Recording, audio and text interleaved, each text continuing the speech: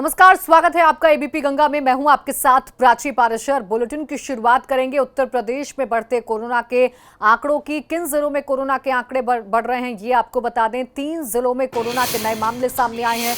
गोरखपुर में 6 नए corona positive मिले हैं। लखनऊ और संभल में 2 नए कोरोना पॉजिटिव मिले हैं। आगरा से फतेहपुर लौटे 2 सिपाही कोरोना पॉजिटिव हैं।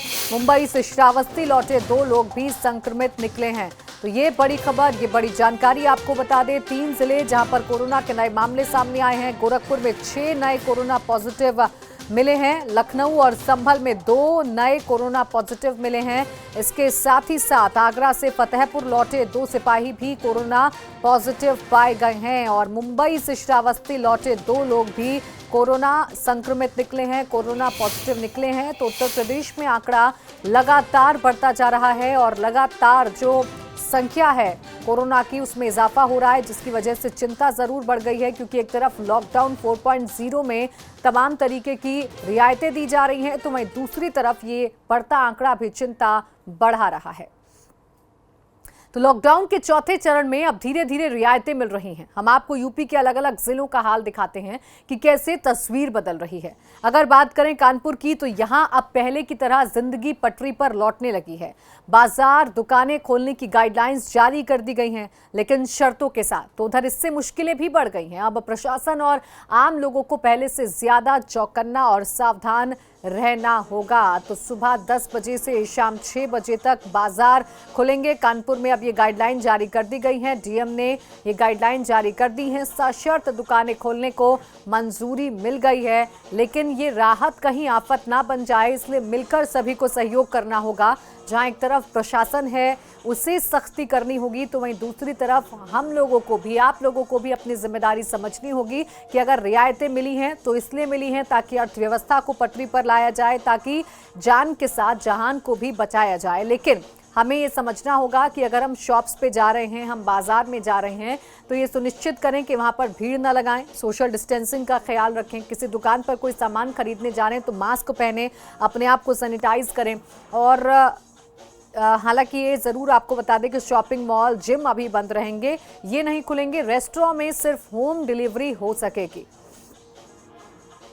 प्रभात अवस्थी मेरे सहयोगी कानपुर से जुड़ गए हैं ज्यादा जानकारी के साथ। प्रभात, क्या आप तस्वीर देख पा रहे हैं? क्योंकि लॉकडाउन 4.0 जिसका स्वरूप नया होगा, खुद पीएम ने कहा था, और अब रियायतें मिलना शुरू हो गई है। कानपुर में क्या तस्वीर देख पा रहे हैं? जी बिल्कुल, आपको बताना चाहूंगा कि जिस तरह से लॉकडाउन 4 की शुरुआत हुई है और आज तीसरा दिन है, ऐसे में जो अर्थव्यवस्था। प्रभात, लौटेंगे आपके पास। सीएम इस वक्त कुछ कह रहे हैं, सुनवा देते हैं। और इसके लिए स्टार्टअप की नीति भारत सरकार लेकर के आई थी। 2017 में हम लोगों ने आईटी एंड इलेक्ट्रॉनिक्स की स्टार्टअप की अपनी एक नीति हम लेकर के आए थे, लेकिन वह एक विभाग तक सीमित थी, बहुआयामी नहीं थी। उत्तर प्रदेश जैसे राज्य की दृष्टि से अगर हम देखते हैं तो यहां पर एक बड़ी आबादी कृषि पर अपनी आजीविका चलाती है। इसलिए एक नई स्टार्टअप नीति प्रदेश के अंदर बने, इसके लिए कृषि, स्वास्थ्य, शिक्षा और जीवन से जुड़े हुए उन सभी पहलुओं को लेकर के, जहां पर यहां के युवाओं के सामने स्वयं के लिए जॉब देने की उन संभावनाओं को हम आगे बढ़ा सकें, उस रूप में जो कार्य योजना आज प्रदेश ने प्रारंभ की है और सिडबी ने हमारे साथ जो एमओयू आज किया है, मेरा विश्वास है कि जिस दिशा में प्रयास प्रारंभ हुए हैं, इसमें और भी तेजी लाने की आवश्यकता है। हमारी नियत अच्छी है, लेकिन नियत के साथ साथ निर्णय लेने की क्षमता को भी हमें उतनी ही तीव्र करनी पड़ेगी। अक्सर होता है कि हम किसी भी अच्छे कार्य को उतनी ही तीव्रता के साथ आगे बढ़ाने के लिए समय पे निर्णय न लेने के कारण एक बड़े वर्ग को उन योजनाओं का लाभ देने से वंचित रह जाते हैं। लेकिन समय पर ले गए निर्णय और प्रारंभ की गई कार्रवाई बहुत सारे लोगों के जीवन में एक नई दिशा दे सकता है और स्टार्टअप भी इस पॉलिसी के माध्यम से उस एक नई दिशा का माध्यम बन सकता है।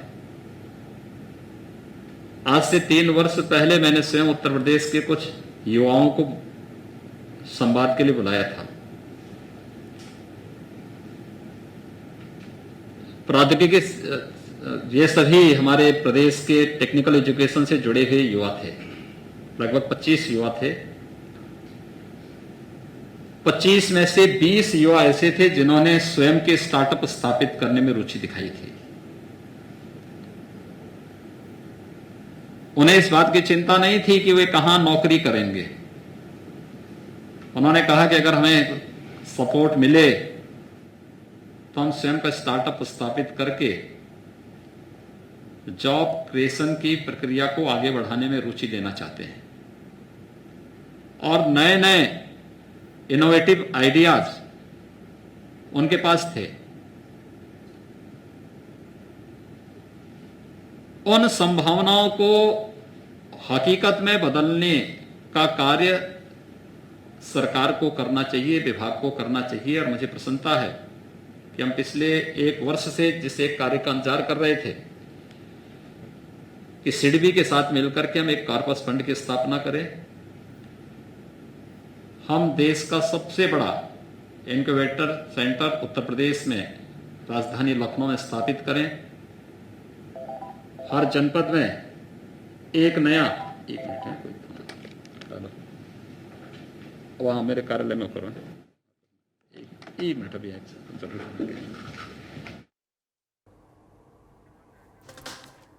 तो आप सुन रहे थे मुख्यमंत्री योगी आदित्यनाथ को, जिन्होंने बताया कि स्टार्टअप फंड का क्या महत्व रहेगा उत्तर प्रदेश में और किस लिए ये शुरुआत किया गया है। इसलिए शुरुआत की गई है ताकि जो युवा हैं इस प्रदेश के, उनको दर बदर ना भटकना पड़े और वो अपना स्टार्टअप खुद शुरू कर सके। तो ये बड़ी बातें कही हैं। यूपी स्टार्टअप फंड का उद्घाटन कर दिया है मुख्यमंत्री योगी आदित्यनाथ ने।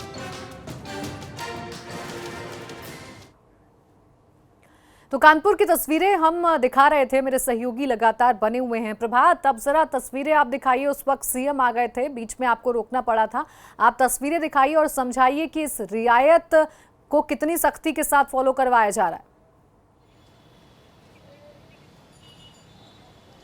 जी बिल्कुल प्राची, मैं आपको सीधे तस्वीरें ही दिखाता हूं कि जो कानपुर में रियायत दी गई है उसके बाद जो तस्वीरें हैं वो वाकई चौंका देने वाली हैं, क्योंकि यहां पर बाज़ारों में जो भीड़ है उसको संभालना मुश्किल पड़ रहा है और जो तस्वीरों में भी दिख रहा है। आप देखेंगे कि किस तरह से जो भीड़ है वो बेकाबू जैसी, ये मानिए कि जैसे बेकाबू सी हो रखी है। और जिस तरह से लगातार सीएम अपील कर रहे हैं कि सोशल डिस्टेंसिंग का फॉलो करते ही जो व्यापार है उसको शुरू किया जाए, लेकिन कानपुर की जो तस्वीरें हैं वो हैरान करने वाली हैं। अब तो कानपुर लॉकडाउन 4 में जो और भी व्यापार उनको खोलने की परमिशन दी गई है। हालांकि अल्टरनेट डेज पर अलग अलग जो संबंधित चीज़ें हैं उनकी दुकान खोलने की बात कही गई है और सुबह 10 बजे से शाम को 6 बजे तक दुकान खोलने के आदेश हुए हैं। लेकिन अगर कानपुर की तस्वीरें आप देखेंगे कि जो भीड़ है वो जिस तरह से उमड़ी है, यहाँ पर कोई भी सोशल डिस्टेंसिंग का पालन नहीं कर रहा है। दुकानों में बहुत ज़्यादा जो कस्टमर है वो मौजूद है, जबकि साफ आदेश किया गया है कि किसी भी दुकान में 5 ग्राहक से ज़्यादा मौजूद नहीं होंगे और प्रॉपर सैनिटाइजेशन की व्यवस्था होगी, सोशल डिस्टेंसिंग को फॉलो किया जाएगा। लेकिन यहाँ ना तो आपको 2 गज की दूरी दिखेगी, ना ही आपको एक दुकान के काउंटर पे 5 से कम लोग दिखेंगे, वहाँ पर आपको ज़्यादा लोग दिखेंगे। वहीं सड़कों पर भी आपको कहीं भी सोशल डिस्टेंसिंग का पालन होता नहीं दिखेगा। जो तस्वीरें हैं ये वाकई आपको बताने के लिए काफ़ी हैं कि कानपुर में लॉकडाउन 4 में दी गई जो छूट है वो कहीं आफत का रूप ना ले ले। प्रभात, बिल्कुल ये तस्वीरें तो कम से कम इस बात की तस्दीक कर रही हैं कि ये जो छूट है, ये जो राहत है, कहीं आफत ना बन जाए। लेकिन प्रभात, आपसे मैं ये समझना चाहूंगी कि डीएम ने जब ये फैसला लिया और रियायतें देने का फैसला लिया, तो क्या कोई स्ट्रैटेजी नहीं बनाई गई कि भीड़ अगर जमा होगी, भीड़ अगर इकट्ठा होगी तो उसे कैसे रोका जाएगा, कैसे बाजारों की रौनक तो लौटेगी लेकिन वो किस तरीके से लौटेगी ये सुनिश्चित किया जाए ताकि ऐसी भयावह तस्वीरें कम से कम कानपुर में तो सामने ना आए जो वैसे ही संवेदनशील बना हुआ है। जी बिल्कुल प्राची, तैयारियां लाख की गई हैं, काफ़ी मीटिंगें की गई हैं और कल देर रात 11 बजे के आसपास ही गाइडलाइन जारी की गई है कि कानपुर में जो व्यापार है वो किस तरह से शुरू होगा। हालांकि जो इनिशियल सर्विस है, जो इमरजेंसी सेवाएं हैं, उनकी दुकानें जो है वो परमानेंट खुलेंगी और जो इसके अलावा कपड़े की दुकान, परचून की दुकान, साथ ही साथ मोबाइल रिपेयरिंग की दुकान और जो छोटे छोटे शोरूम हैं इनको खोलने का, वर्कशॉप खोलने के लिए अलग अलग दिन डिसाइड किए गए हैं और रविवार है उसको पूरी तरह से बंदी का दिन दिया गया है। तो आपको बताना चाहेंगे, अपने कैमरा सहयोगी से दिखाएंगे कि जिस बाजार के बाहर हम मौजूद हैं वहाँ पर आप देखेंगे कि दूसरी तरफ दो जो पुलिसकर्मी हैं वो यहाँ पर बैठे हुए हैं और एक तरह से सिर्फ कोरम पूरा करते नजर आ रहे हैं, क्योंकि यहाँ पर जो दूसरी तस्वीरें आपको दिखाई थी कि किस तरह से बाजार में भीड़ उमड़ी हुई है, तो आप देख सकते हैं कि यहाँ पर बैरिकेड्स भी किया गया है और महज 2 जो सिपाही हैं वो यहाँ पर मौजूद हैं और वो देख रहे हैं कि आखिरकार सोशल डिस्टेंसिंग का फॉलो हो रहा है या नहीं हो रहा है। लेकिन उसके बाद भी यहाँ पर जो काउंटर्स हैं उस पर भीड़ देखी जा रही है। बात यही तस्वीरें चौंकाने वाली है कि भीड़ इतनी सारी है, पता था कि जब छूट मिलेगी तो लोग बाजारों में इकट्ठा होंगे और सिर्फ 2 सिपाहियों की तैनाती कर क्यों सिर्फ खाना पूर्ति कर दी गई, ये बड़ा सवाल है और ये तस्वीरें कितनी भयावह हो सकती हैं ये समझना जरूरी है। शुक्रिया आपका प्रभात, हमारे साथ जुड़ने के लिए और तस्वीरें हमें दिखाने के लिए। बढ़ते आगे, अब बात करेंगे बसों पर सियासत की। उत्तर प्रदेश में बसों पर सियासत तेज है। थोड़ी ही देर में कांग्रेस प्रेस कॉन्फ्रेंस करेगी। यूपी में बस विवाद पर कांग्रेस प्रेस कॉन्फ्रेंस करेगी। बस विवाद पर हिरासत में हैं यूपी कांग्रेस प्रदेश अध्यक्ष अजय लल्लू और थोड़ी ही देर में अदालत में पेश होंगे अजय लल्लू। बसों पर गलत जानकारी देने का यूपी सरकार का आरोप है। अविनाश तिवारी हमारे संवाददाता फोन लाइन पर जुड़ गए हैं। अविनाश, कल भी प्रियंका गांधी प्रेस कॉन्फ्रेंस करने वाली थी, वो तो खैर नहीं कर पाई थी। आज किस तरीके की अपडेट है आपके पास? आज क्या कुछ हमला बोला जाएगा कांग्रेस की तरफ से? देखिए प्राचीन, लगातार कांग्रेस पार्टी इस बात को लेकर मुखर है कि जो बसों की लिस्ट दी गई है वो बसें आखिर क्यों नहीं चलाई जा रही है, जबकि भारतीय जनता पार्टी की जो यूपी में सरकार है, योगी सरकार, वो लगातार ये कह रही है कि बसों की गलत जानकारी दी गई है। इसी मुद्दे पर अभी 10:30 बजे करीब प्रेस कॉन्फ्रेंस होनी है। अभिषेक मनु सिंघवी की जो पार्टी के सीनियर प्रवक्ता है, तो उनकी प्रेस कॉन्फ्रेंस होगी जिसमें वो तमाम तरीके की जानकारी देंगे कि किस तरीके से यूपी सरकार को उनकी तरफ से जानकारी दी गई और यूपी सरकार ने किस तरीके की कार्यवाही की है। बिल्कुल अविनाश, शुक्रिया आपका हमारे साथ जुड़ने के लिए और तमाम जानकारी देने के लिए। नजर आप बनाए रखिएगा, फिर से आपके साथ जुड़ेंगे और समझेंगे कि क्या कुछ प्रेस कॉन्फ्रेंस से निकलकर सामने आया है। तो बस विवाद पर यूपी कांग्रेस प्रदेश अध्यक्ष अजय लल्लू हिरासत में हैं और कांग्रेस पूरी तरीके से मुखर है और कह रही है कि यूपी सरकार मनमानी कर रही है, ओछी राजनीति कर रही है। तो वहीं यूपी सरकार की तरफ से तो सीधे सीधे कांग्रेस पर आरोप लगा दिया गया है कि कांग्रेस कोरोना फैलाने का काम कर रही है। उत्तर प्रदेश में कोरोना फैलाने की मंशा है कांग्रेस की, ये साफ कर दिया है यूपी सरकार की तरफ से। तो बसों पर सियासत लगातार जारी है और अब एफआईआर वॉर भी उत्तर प्रदेश में देखने को मिल रहा है। लेकिन सवाल ये है कि जब हर कोई मजदूरों का हितैषी है, जब हर किसी को मजदूरों की चिंता है, तो फिर मजदूर सड़क पे क्यों हैं? उनकी बेबसी की तस्वीरें आम क्यों हैं?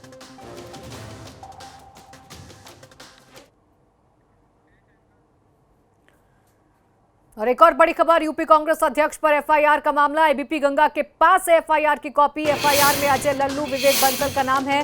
करीब 4 अज्ञात के खिलाफ भी मुकदमा दर्ज है। थोड़ी ही देर में अजय लल्लू और विवेक बंसल की कोर्ट में पेशी होनी है। तो ये बड़ी खबर आपको बता दें, कल उन्हें हिरासत में लिया गया था। लॉकडाउन उल्लंघन का मामला उन पर दर्ज किया गया था, क्योंकि लॉकडाउन में आप इकट्ठा नहीं हो सकते हैं, भीड़ को इकट्ठा नहीं कर सकते हैं। लेकिन अजय लल्लू अपने सहयोगियों के साथ धरने पर बैठे थे, मांग कर रहे थे कि उनको बसेस चलाने की अनुमति दी जाए। उनकी जो बसेस हैं वो नोएडा और गाजियाबाद भेजी जाए, लेकिन पुलिस इनकार कर रही थी इस बात से और वहां पर लगातार गहमागहमी हुई, बहस हुई दोनों के बीच में और आखिरकार अजय लल्लू को हिरासत में ले लिया गया, उन पर मामला दर्ज किया गया। और वो जो कॉपी है वो एबीपी गंगा के पास मौजूद है, जिसमें अजय लल्लू का नाम है और विवेक बंसल का नाम है और इसके साथ ही साथ करीब 4 अज्ञात के खिलाफ भी मुकदमा दर्ज किया गया है।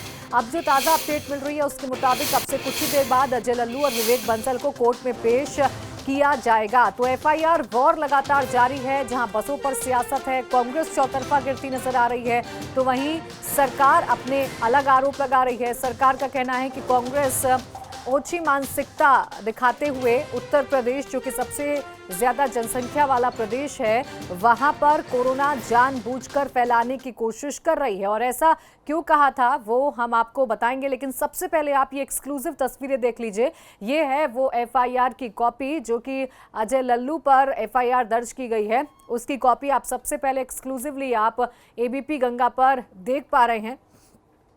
अजय लल्लू, विवेक बंसल का नाम इसमें है और साथ ही साथ करीब 4 अज्ञात लोगों के खिलाफ भी इसमें मामला दर्ज किया गया है। अभी भी अजय लल्लू और विवेक बंसल हिरासत में हैं। अब से कुछ ही देर बाद उनको कोर्ट में पेश किया जाएगा, ऐसी जानकारी मिल रही है। तो ये जो पूरा हंगामा है, दरअसल ये बसों को लेकर बरपा है। हर कोई मजदूरों को रियायत देना चाहता है, लेकिन विडंबना ये है कि वो रियायत, वो साधन मजदूरों तक नहीं पहुंच पा रहे हैं, राजनीति का शिकार हो जा रहे हैं और आपस में ही उलझे पड़े हैं तमाम जो सियासतदान हैं। और यही वजह है कि सियासत तो चरम पर है, सियासत तो अपने वो तमाम रूप देख रही है जो अमूमन देखे जाते हैं, लेकिन मजदूरों को वो फैसिलिटी, वो सुविधा, वो रियायत नहीं मिल पा रही है जिनके वो हकदार हैं। ये कॉपी आप देख पा रहे हैं एफआईआर की, एक्सक्लूसिव तस्वीरें आप एबीपी गंगा पर देख पा रहे हैं, जिसमें अजय लल्लू पर मुकदमा दर्ज हुआ है, विवेक बंसल पर मुकदमा दर्ज हुआ है और करीब 4 अज्ञात लोगों पर भी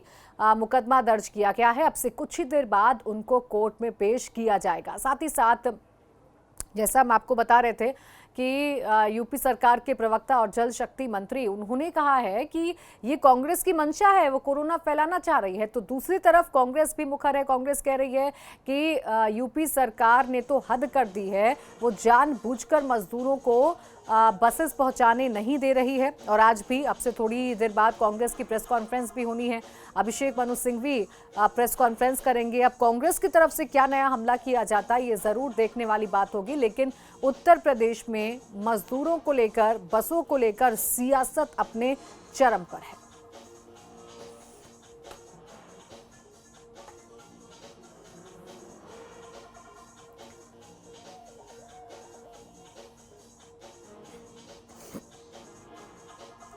तो कल अजय लल्लू हिरासत में लिए गए थे क्योंकि वो धरने पर बैठ गए थे। धरना राजनीति के लिए अजय लल्लू देखिए जाने भी जाते हैं और वो धरने पर बैठे थे। इस बार मुद्दा था कि जो बस कांग्रेस ने लगाई हैं, जो बसें आगरा और राजस्थान के बॉर्डर पर खड़ी हैं, उन बसों को गौतम बुद्ध नगर और गाजियाबाद जाने की इजाजत दे दी जाए।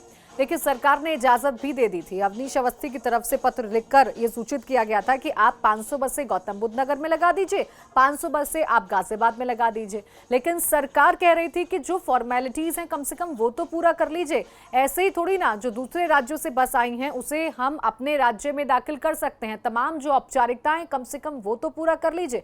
और इसी बात पर हंगामा बरपा है। एक तरफ लॉकडाउन उल्लंघन में विपक्ष नेता हिरासत में लिए जा रहे हैं, तो मुजफ्फरनगर में खुद माननीयों के सामने ये नियम कायदे सब ताक पर रखे जा रहे हैं। भाजपा विधायक के सामने लगता है मानो प्रशासन भी नतमस्तक है। दरअसल महाराष्ट्र से लौटकर होम क्वारंटीन हुए अभिनेता नवाजुद्दीन सिद्दीकी से मिलने बुढ़ाना से भाजपा विधायक उमेश मलिक उनके घर पहुंच गए। उनके साथ जी हुजूरी के लिए एसडीएम बुढ़ाना भूपेंद्र, पुलिस चौकी इंचार्ज भी जा पहुंचे, जो इन्हें रोकने नहीं बल्कि उनके साथ नवाजुद्दीन सिद्दीकी के घर पहुंचे थे। बता दें कि महाराष्ट्र से पैतृक आवास बुढ़ाना में नवाजुद्दीन सिद्दीकी लौटे हैं, जहां उन्हें होम क्वारंटीन किया गया है। लेकिन इसके बाद भी कानूनों को ताक पर रखते हुए विधायक जी ने लॉकडाउन का मखौल उड़ाया। साथ में प्रशासनिक अमला भी वीआईपी ट्रीटमेंट देता दिखा। ऐसे में सवाल उठता है कि अगर स्वास्थ्य का हाल जानना था तो वीडियो कॉन्फ्रेंसिंग कर लेते, फोन पर बात कर लेते, या फिर होम क्वारंटीन होने का जो इंतजार था वही कर लेते, उसे खत्म होने का इंतजार कर लेते। पूरे लाव लश्कर के साथ जाने से कोरोना का खतरा नहीं है क्या? कि धारा 144 या लॉकडाउन का उल्लंघन नहीं है क्या? जो कार्रवाई करने वाले हैं वो खुद ही जी हुजूरी करने में लगेंगे, तो एक्शन कौन लेगा? ये भी वाजिब सवाल है, क्योंकि विधायक साहब तो पहुंचे हालचाल जानने के लिए। मंशा देखिए उनकी कितनी अच्छी है कि वो बॉलीवुड एक्टर नवाजुद्दीन सिद्दीकी का हालचाल जानने पहुंचे क्योंकि वो होम क्वारंटीन हैं, लेकिन अपने साथ पूरे लाव लश्कर को लेने गए हैं। अपनी अच्छी मंशा के चक्कर में शायद माननीय ये भूल गए कि वो लॉकडाउन का उल्लंघन कर रहे हैं और वो तमाम नियमों को तोड़ रहे हैं। नवाजुद्दीन का घर पड़ता था, उनकी माताजी को 2 अटैक पड़ चुके और उनकी माताजी का पता लेने उनके घर गया था, बल्कि नवाजुद्दीन का कोई इंटरव्यू वगैरह चल रहा था। मैं जब उनकी माताजी का पता लेकर चला तो उसी समय 2 मिनट के लिए नवाजुद्दीन जी मेरे से मिले थे। नहीं, उनका वो 11 तारीख में बुढ़ाने में आए थे, उनके दोनों सैंपल लिए गए, दोनों बार निगेटिव आए और कोई उनसे इस प्रकार की कोई बात नहीं हुई। केवल उनकी माताजी का स्वास्थ्य की जानकारी करके उनके स्वास्थ्य की लिए उनके लिए स्वास्थ्य की जानकारी करके मैं वहाँ से निकल आया।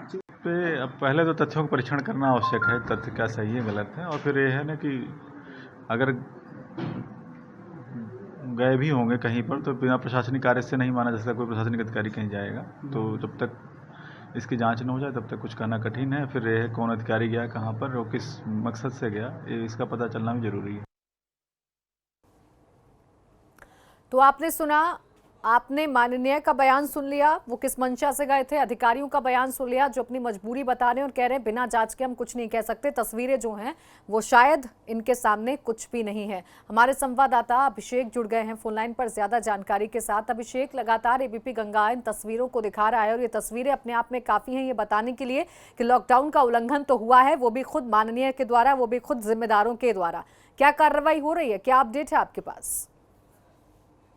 कहीं ना कहीं ये विधायक जी जो है उनकी लापरवाही सामने आई है। कुछ दिन पहले जो नवाजुद्दीन सिद्दीकी वो हैं वो यहाँ पे पहुंचे थे मुजफ्फरनगर। खुद वो 3 लोग उनके साथ थे, 4 लोग वो पहुंचे थे। उसके बाद उनको क्वारंटीन कर दिया गया था 15 दिन के लिए।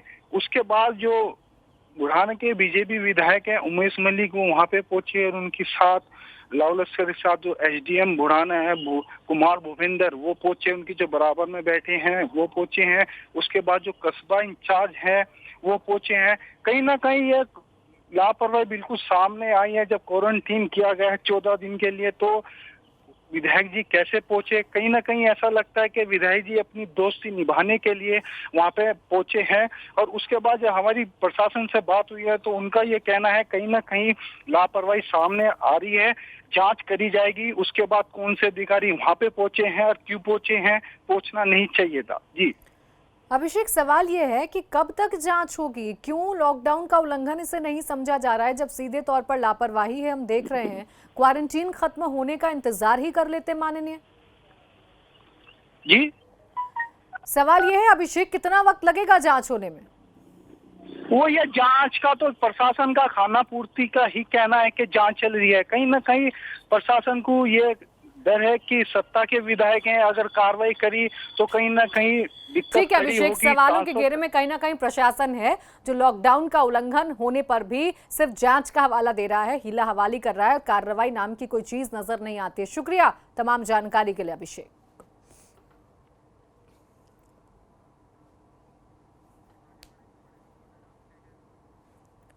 और बड़ी खबर आपको बता दें, गौतम बुद्ध नगर के लिए भी गाइडलाइन जारी हो गई हैं। कंटेनमेंट छोड़कर सभी जगह उद्योग खुलेंगे, सशर्त दुकानें खोलने की मंजूरी मिल गई है। आधी दुकान एक दिन, आधी दूसरे दिन खुलेंगी। शाम 7 बजे के बाद दुकानें नहीं खुलेंगी, यानी शाम 7 बजे से लेकर सुबह 7 बजे तक का जो कर्फ्यू था वो तो जारी रहेगा, लेकिन सशर्त दुकानें खोलने को मंजूरी अब गौतम बुद्ध नगर में भी मिल गई हैं। एक साइड की दुकान एक दिन खुलेंगी, यानी आधी दुकान एक दिन खुलेंगी और आधी दुकानें दूसरे दिन खुलेंगी।